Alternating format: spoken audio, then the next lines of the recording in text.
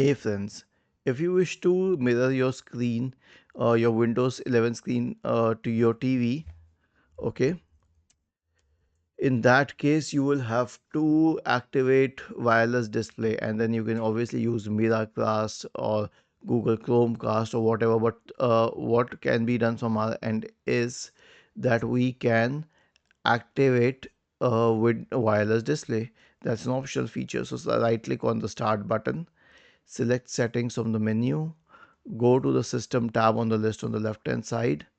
In the right pane, scroll down and select optional features, and then you can click on view features.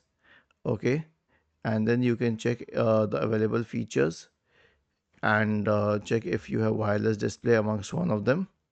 Okay, if you don't, then you can check this one and select add feature. Now this is important because it will not be installed by default, and once you install it, then you can use any application to mirror your Windows 11 screen to your TV. Was this helpful? If yes, then please subscribe to the channel. If not, then let us know in the comment section of the video on how we could help you further. Thank you for watching this video and have a nice day.